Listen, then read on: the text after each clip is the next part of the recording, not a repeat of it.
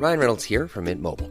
With the price of just about everything going up during inflation, we thought we'd bring our prices down.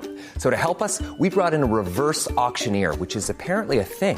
Mint Mobile Unlimited Premium Wireless. How to get 30, 30, bit to get 30, bit to get 20, 20, 20, bit to get 20, 20, bit to get 15, 15, 15, 15, just $15 a month? Sold! Give it a try at mintmobile.com/switch. $45 up front for 3 months plus taxes and fees. Promo rate for new customers for limited time. Unlimited more than 40 gigabytes per month. Slows full terms at mintmobile.com.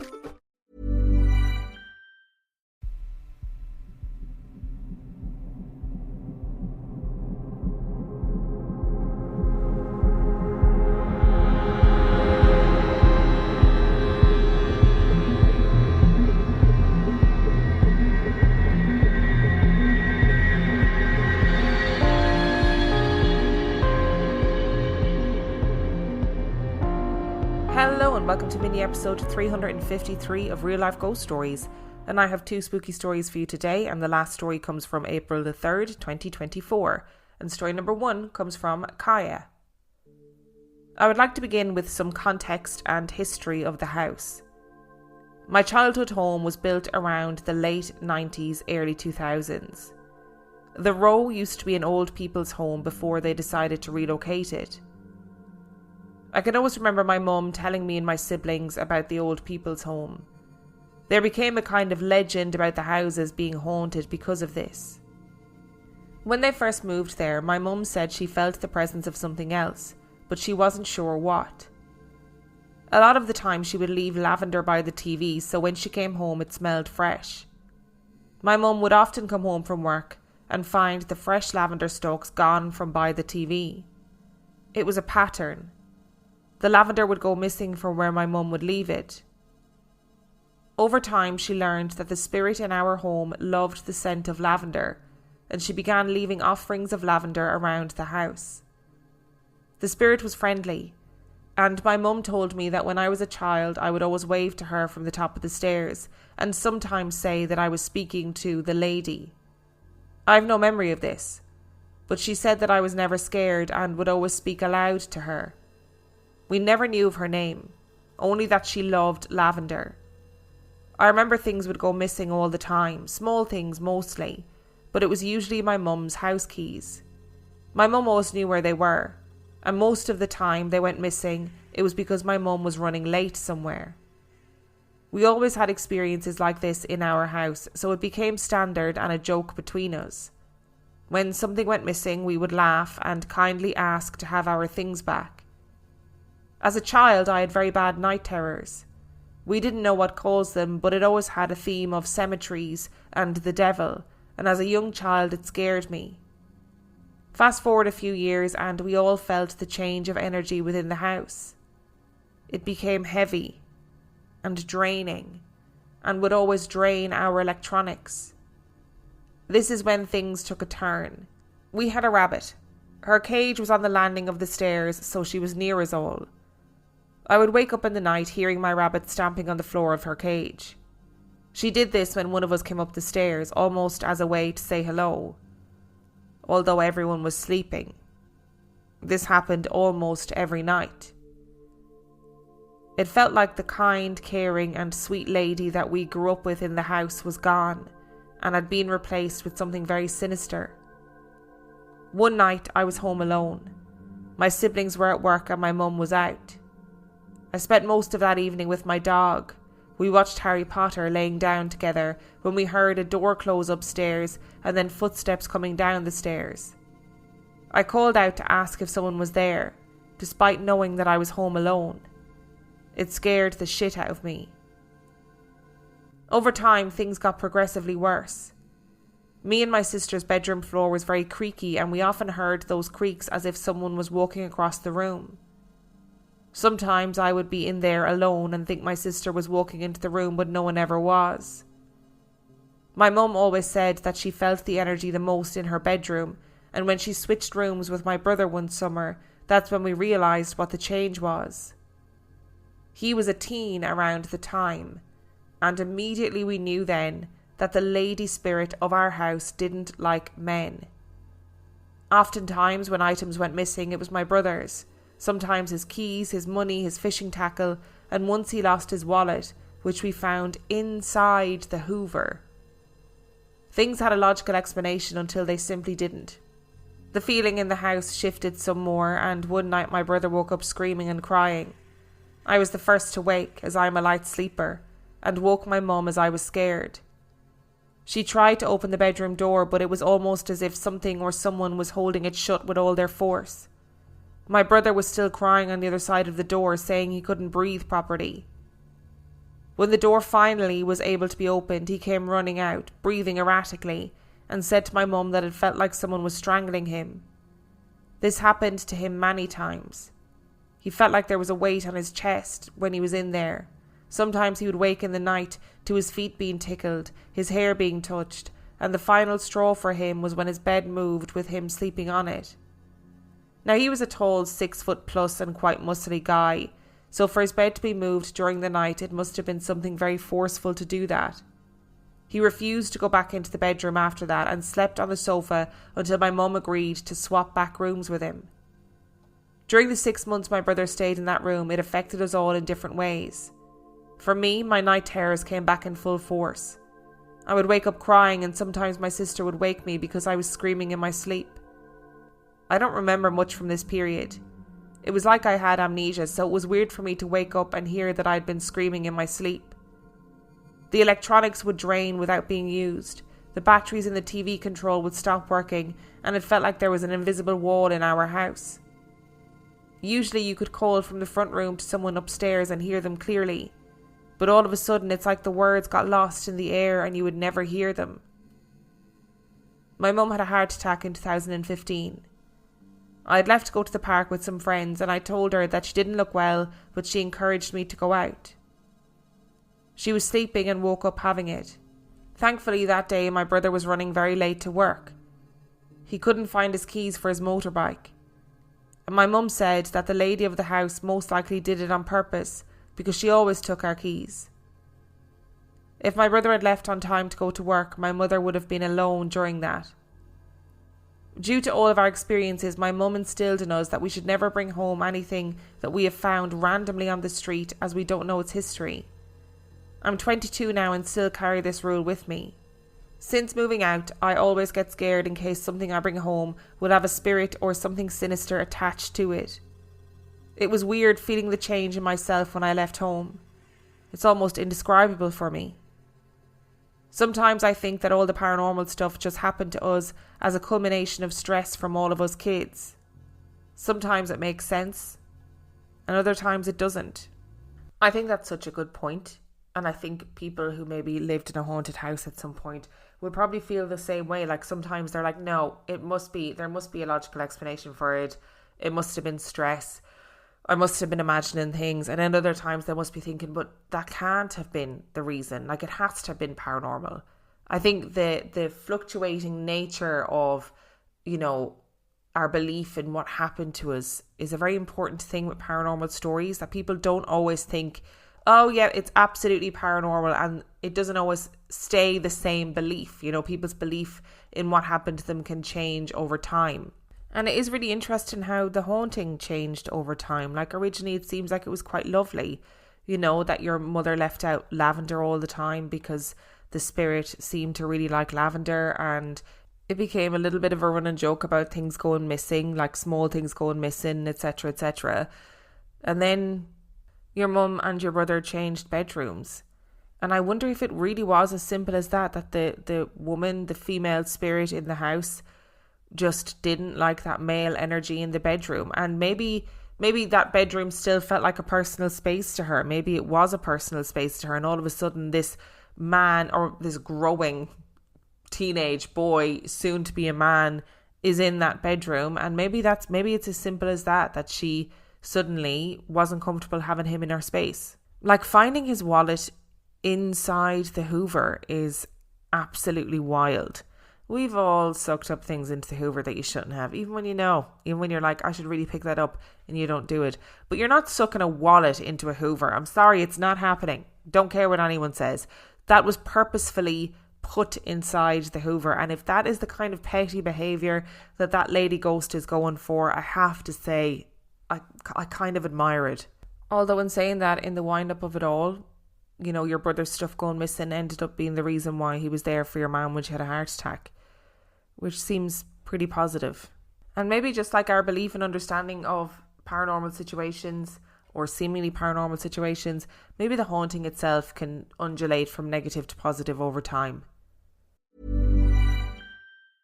A lot can happen in 3 years, like a chatbot may be your new best friend. But what won't change? Needing health insurance. United Healthcare Tri-Term Medical Plans, underwritten by Golden Rule Insurance Company, offer flexible, budget-friendly coverage that lasts nearly 3 years in some states. Learn more at uh1.com. Hi, this is Paige from Giggly Squad, and I want to talk to you about Splash Refresher and my water intake. Okay, so you guys obviously know that I'm a hydrated girly, but sometimes when you drink that much water, it starts to just taste bland, and you're just like, I need something to spice it up. That's why I love Splash Refresher.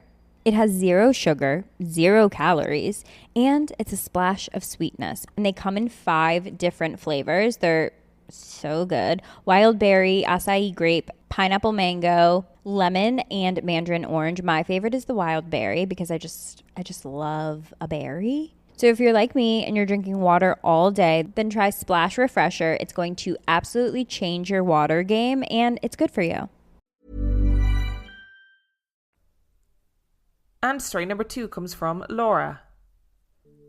Since I was a little girl, my dad was always telling me that he could see or hear things, entities. I always thought he was exaggerating a bit until I experienced it myself. The very first experience happened to me while I was very young. I would say pre-teen. I was living in my granny's village at the time because my parents divorced and I moved to live with my dad out there, before my grandma could let her apartment for rent and move with us to help out. So my grandma was still living in the city. So for a fact, I knew it was only me and my dad, so it couldn't be anyone else. It was a late evening and I was getting ready to go to bed, when suddenly I heard scratching on the window. I obviously thought it was a tree branch or something. Then, a few minutes after, I heard loud footsteps above me as if someone was running. At first I thought, that's weird, what's Dad doing up there? And then I remember the second thought I had. How would he even get up there, as the roof was so small and there was absolutely no space for a grown human being to fit under it, especially to run. The next morning I asked him what he was doing up there and so late. He was quite confused and asked what I was talking about because he was working all night in his tool shed. I told him what I heard, but he reassured me that it must have been cats running around. But I always knew it wasn't just cats. Sometimes you have that feeling and you just know it was a spirit. And coincidentally, this was the very same house where my grandmother's brother passed away. A few years after that, we moved back into the city to live at my grandma's apartment, because I was growing up and I needed to start high school, and the village we were living at did not have any. I would say almost immediately after I moved, I started hearing things. Sometimes I would be absolutely alone in the house and I would hear spoons, forks and plates moving, but when I would go to check, everything would be in place. Other times I would hear weird, unexplained banging or scratching. Other times, I would be in the bathroom and would hear weird noises coming from the bath drain. I always told my dad all about it, and he was always telling me not to be scared of them, to talk to them and let them know that I'm not afraid of them. He said many times he had felt that there was some kind of a presence of a spirit or a ghost or whatever you want to call it around. He had mentioned many times while working he would put down his tools, turn around for a second, and when he would return, the tools would be in a different place or just gone altogether. He then would loudly talk to them and say, "Please return my tools as I need them to finish my work." And when he would leave and come back, the tools would be back where they were. He was never scared of them. He always thought of them as being lonely and playful. With that being said, I have more stories that my dad shared with me before his passing. He has told me this one interesting story that still stuck with me to this day, and I do think about it often. It happened before I was even born. My parents already had my 2 sisters and they were in their early teen years. At that time, my parents had already started having some troubles in their marriage, and my dad was taking it very, very hard. He started drinking more, and it got to the point where he ended up in a hospital because he was trying to leave this world. He said what happened to him there was inexplicable, weird, and also very fascinating. He was due to be released in 3 days because he was already getting better. So he said that he was laying down in the hospital bed and wanted to go to sleep, so he closed his eyes. As soon as he closed them, he saw 3 weird-looking small men come into his room. He got scared and quickly opened his eyes and looked around the room and saw no one. He then thought maybe he had a nightmare or something. So he closed his eyes, and as soon as he did, he saw them again. This time he didn't open his eyes. He just asked them what they wanted. And they answered, "We heard your call and we answered." He was a bit confused and asked, "What call? I never called anyone." "Your inner call.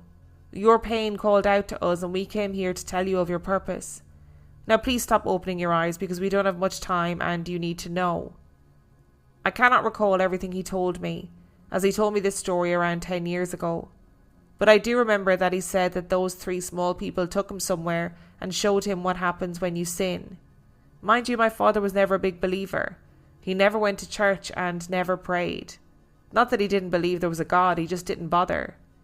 They took him to somewhere that looked kind of like hell, and there was a huge round circle being pushed by people, kind of like a punishment.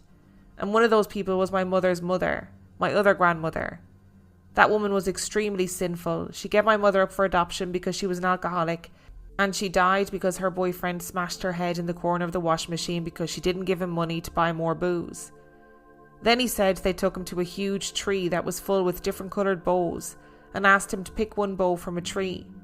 He picked a big blue bow, and they told him that his life here is still not finished, that there is one very important mission that he is still set to do, and when it's done, then he will be gone. They continued to visit him for the next 2 days, and once he was released from the hospital, he never ever saw them again. A few months after, my parents found out they were pregnant with me. From the day I was born, my dad always protected me fiercely, and he died suddenly 3 months before I turned 18. This is another one of my personal experiences, and I'm still not sure what to think about it. I didn't know where exactly to fit this in, so I left it in at the end. It happened when I was around 16 years old.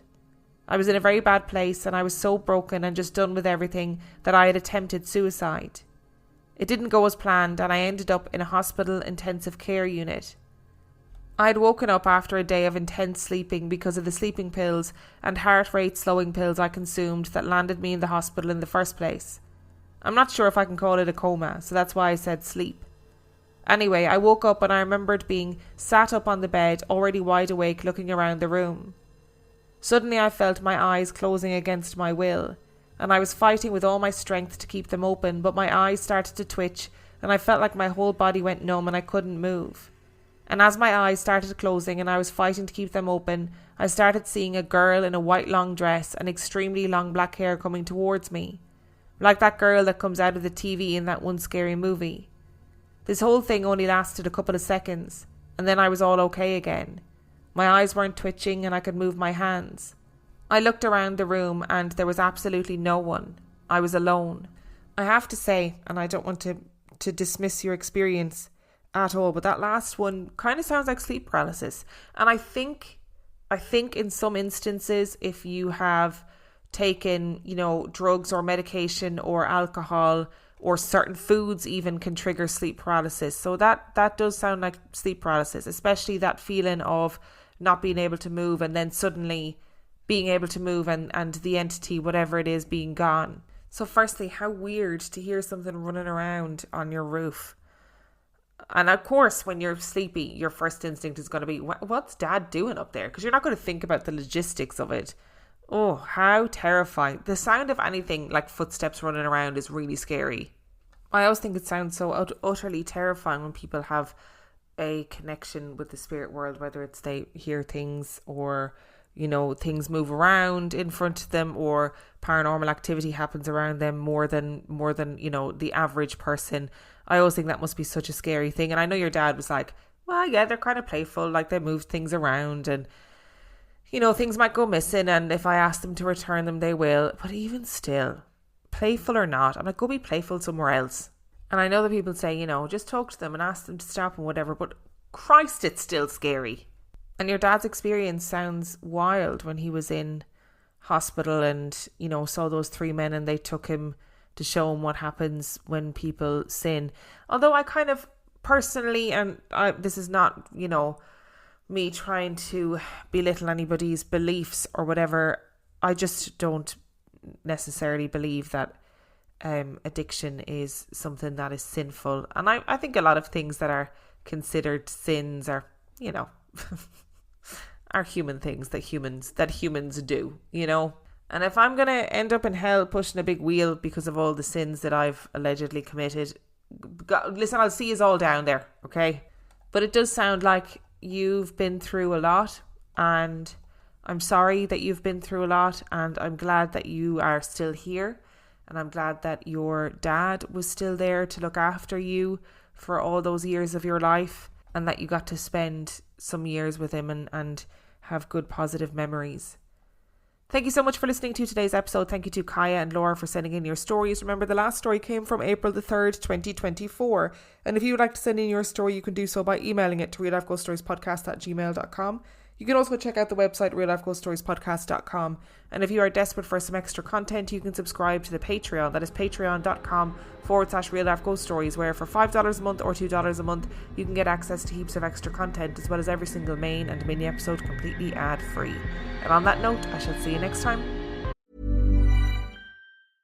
Hello, this is Danny Pellegrino, host of the Everything Iconic podcast, and I'm here to tell you all about Splash Refresher, because hydration is mandatory, but boring is not.